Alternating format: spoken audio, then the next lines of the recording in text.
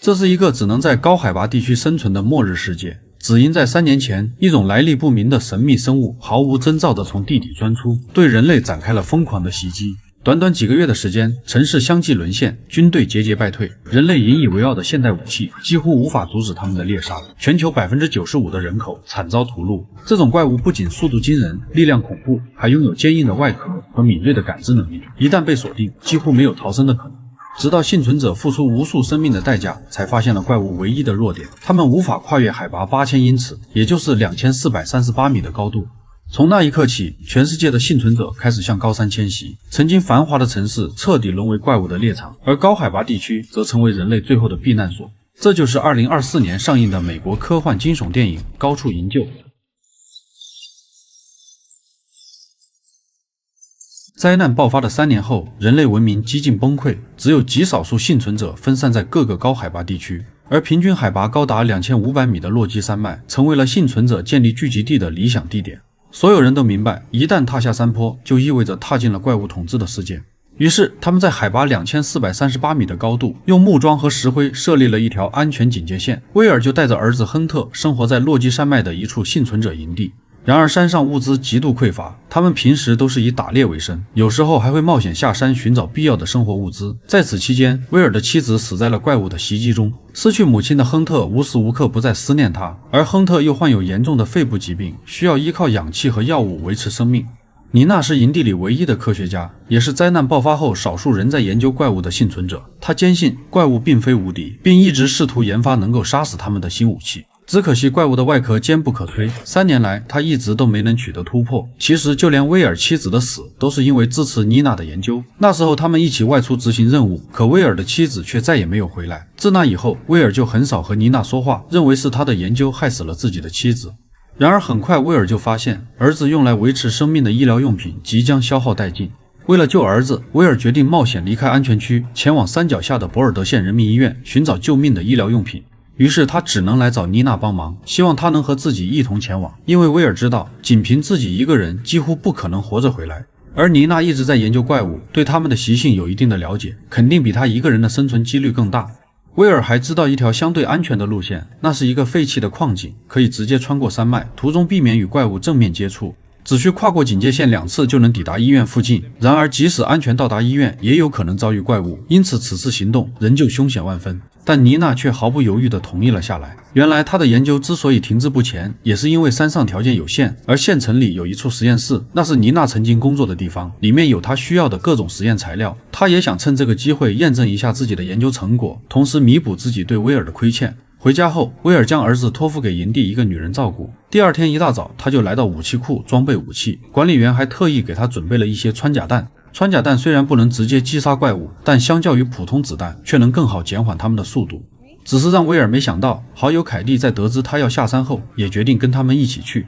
作为营地里为数不多的年轻人，凯蒂没有被恐惧束缚，他不想就这样苟活一生，于是想趁这个机会跟威尔共同赴险。这不仅是为了看看山下的世界，更是为了同伴之间的互帮互助。见凯蒂去意已决，威尔只好让他加入队伍。一行3人就这样朝着禁区前进。他们站在高处向下望去，远远就看到了怪物的巢穴，旁边还有军队战斗过的痕迹。威尔担心里面有怪物，可妮娜只是看了看手腕上的探测器，就当即表示巢穴里没有怪物。原来他经过研究发现，每只怪物都会释放一种特殊的磁场，于是他研发出一个专门针对怪物的磁场探测器，只要方圆800米内有怪物活动，设备就会立即发出预警。再次确定探测器没有任何反应后，3人果断越过了警戒线。他们来到刚刚看到的怪物巢穴，在装甲车上发现了一个榴弹发射器，凯蒂立马将其安装在步枪上，而妮娜又在地上发现一块从怪物身上掉落的外壳。森林里少了人类的活动，却成为了动物的天堂。从这里就不难看出，这些怪物只针对人类。穿过森林后，出现在眼前的是一处滑雪场，这也是威尔规划的路线，只要乘坐缆车登上山顶，就能重新回到安全的海拔。可就在这时，妮娜却突然发现探测器正在不停转动，这说明附近有怪物。众人立刻环顾四周，果然发现下方的树林里有动静。Down there!Run！ 凯蒂下意识地往山上跑去，而威尔和妮娜却坚持乘坐缆车，毕竟怪物的速度太快，他们不可能凭借双腿抵达安全地带。威尔让妮娜在下面掩护，他则爬上控制室去启动缆车。见两人已经开始行动，凯蒂也只能停下来准备战斗。可缆车因为废弃了3年，威尔半天都没能启动。而此刻怪物已经发现了他们，并迈着沉重的步伐走出了树林。在看到怪物的第一眼，凯蒂果断扣动了扳机。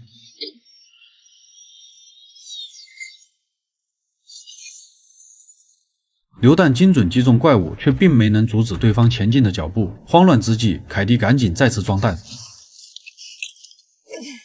Come on, come on.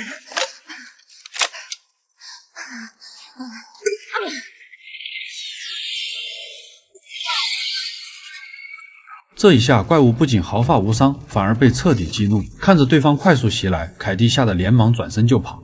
好在威尔不负众望，他找到一块备用电池，在妮娜的配合下，两人成功启动了缆车。他们相继坐上缆车，开始往山顶移动。妮娜还不忘朝怪物开枪，以此来缓解对方的奔跑速度，尽可能给凯莉争取逃跑的时间，只是作用并不是很大。而聪明的怪物竟然直接跳起，用触手抓住缆绳，不断摇晃，试图将他们连同缆车一起弄下来。好在连接处还算牢固，怪物并没有得逞。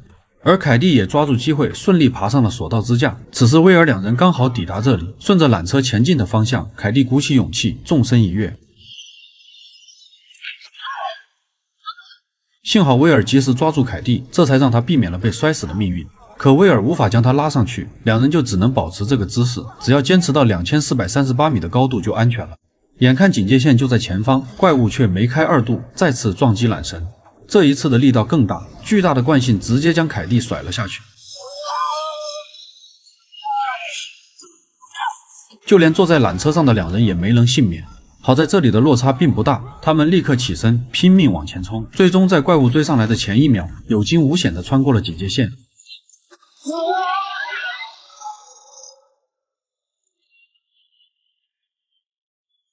看到怪物转身离开，三人终于松了一口气。晚上，他们找到一间木屋休息。第一次近距离看见怪物，凯蒂仍然心有余悸。妮娜告诉两人一个更加恐怖的事实：怪物捕杀人类并非为了进食，而是为了杀戮而杀戮，并且还不用睡觉，简直就是完美的杀戮机器。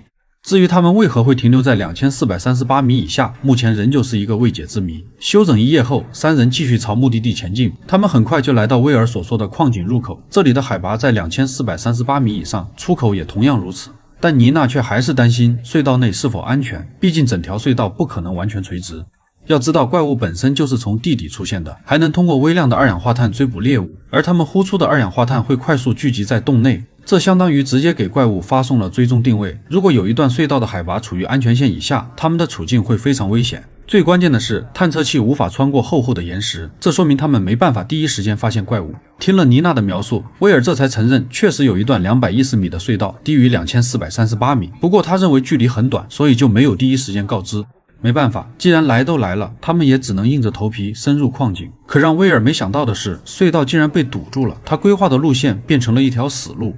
现在三人要么原路返回，要么向下爬到另外一条隧道绕行，但这条路线更加危险，需要穿越一段长达1公里，全都位于2438米安全线以下的低海拔地带。可尽管知道接下来的路危险重重，他们还是没有选择退缩，顺着狭小的通道爬了下去。当他们来到下层隧道，也正式踏入了怪物的领地。三人不自觉地加快了脚步，只想快点离开这段危险地带。可怕什么来什么，凯蒂总感觉身后有东西，他们立刻捂住头灯观察身后，才发现一只怪物就隐藏在黑暗中。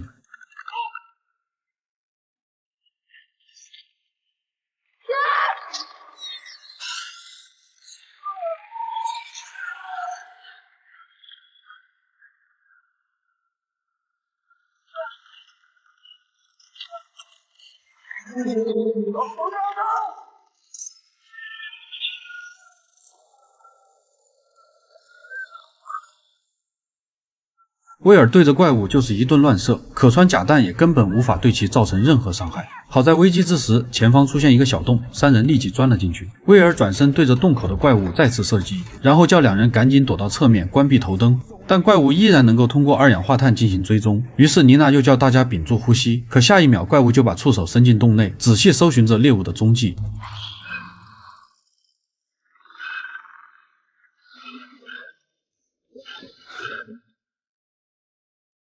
眼看触手迟迟不肯离去，三人都已经到达了极限。威尔赶紧点燃一根燃烧棒丢在地上，释放的二氧化碳瞬间吸引了怪物的注意，他们终于得到了喘息的机会。也就在这时，凯蒂突然发现一个被碎石掩盖的出口，于是三人赶紧冲上去扒开碎石，准备从另一个出口逃走。一心只想着逃跑的凯蒂冲在前面，根本不管身后的妮娜叫他慢一点。结果等他好不容易来到外面，却听到身后传来阵阵低吼。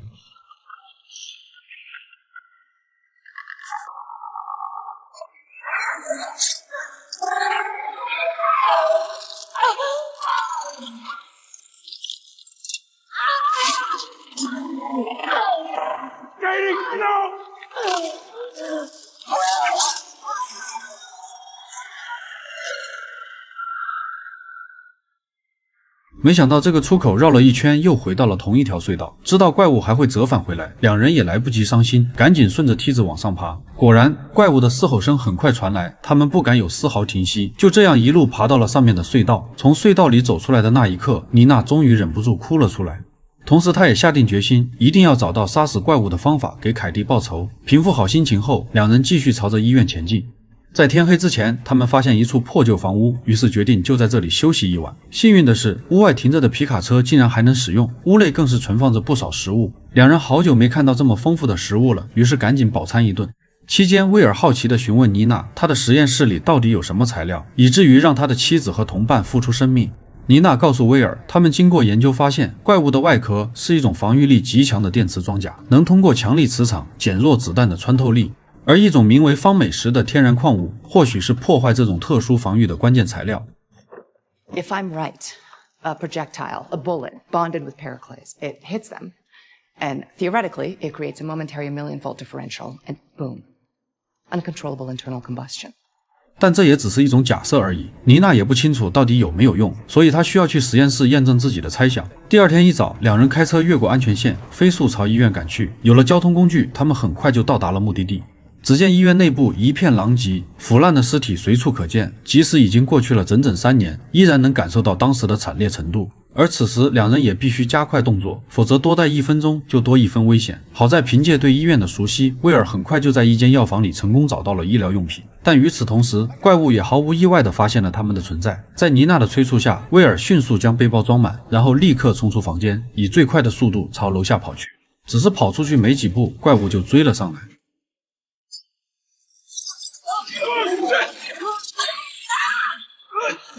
惊险躲过怪物的攻击后，两人又被迫逃往楼上。可怪物的感知能力实在太强，无论他们逃到什么地方，都会被立马发现。两人只是停留片刻，威尔就不幸被怪物伸出的触手隔墙抓住。妮娜见状，赶紧拿起一旁的消防斧，冲上去救人。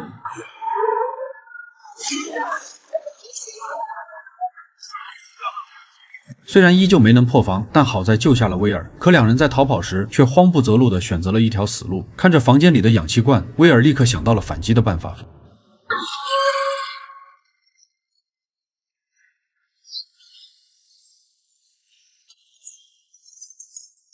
发现怪物躺在地上一动不动，再次死里逃生的威尔决定马上返回，毕竟自己的目的也已经达到。可妮娜却还想前往实验室，如果他们找不到杀死怪物的办法，以后迟早还会冒险回到这里，到时候可就没那么好的运气了。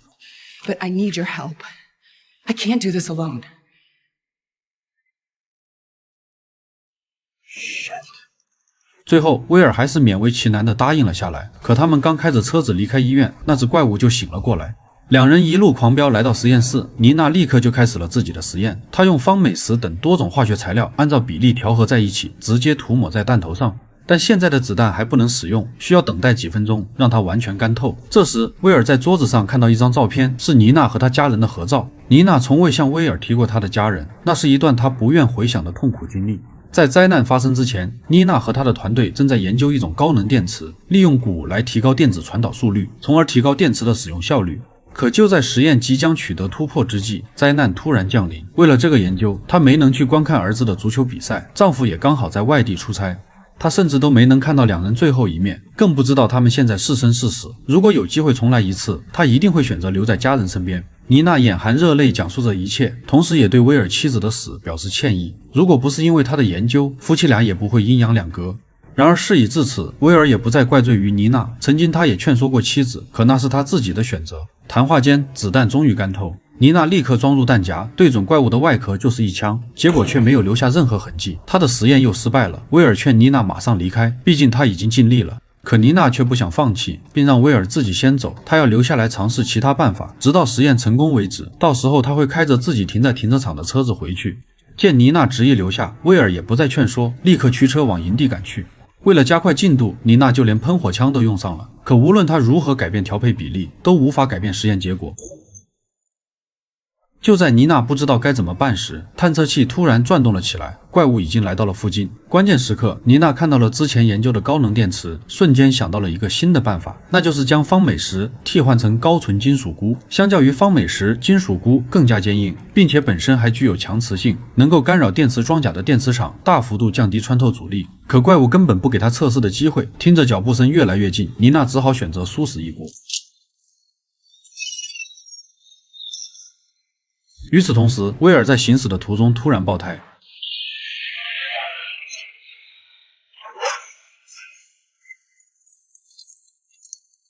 幸运的是，威尔并没有受伤，他一脚踢开挡风玻璃，赶紧从车里爬了出来。可不幸的是，巨大的动静也把怪物引了过来。他急忙捡起背包往山上狂奔，怪物在身后紧追不舍。可眼看安全线近在咫尺，又一只怪物从上方围了过来。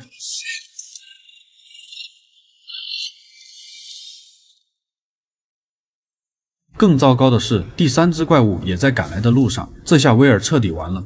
陷入绝境的他还想做最后的挣扎，结果显而易见，子弹打在怪物的身上就像刮痧一样。然而就在他以为自己必死无疑之时，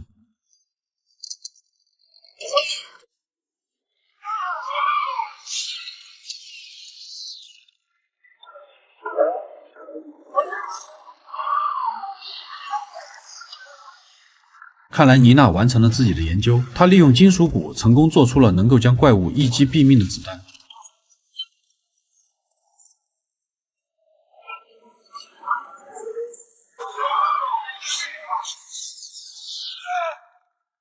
直到看见散落在地上的电子残骸，他们这才发现这些怪物竟然是机器人。这也解释了他们为何不眠不休，甚至不用进食，不知疲惫，而无法跨越2438米的高度，显然是被故意设定的程序。By who?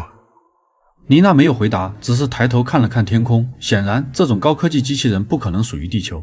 虽然他们现在已经不再惧怕怪物，但心中还是有太多谜团没有解开。外星文明为何要入侵地球？又为何不赶尽杀绝，将人类赶往高海拔地区？抱着这些疑问，两人回到了营地。他们第一时间将一面海盗旗升起，以此来提醒附近的幸存者，对付怪物的方法已经找到，是时候吹响反击的号角了。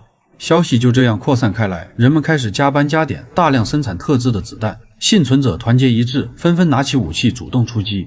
随着枪声在各个山头接连响起，怪物也一个一个相继倒下。虽然他们依旧占领着大部分土地，但人类已经看到了胜利的希望。只要坚持不懈，继续战斗下去，迟早有一天会重新夺回失去的家园。而在电影的最后，丽娜却通过望远镜发现，有3个神秘飞行物正朝着地球急速飞来。很明显，那些隐藏在机器怪物背后的高等文明即将开始新的入侵。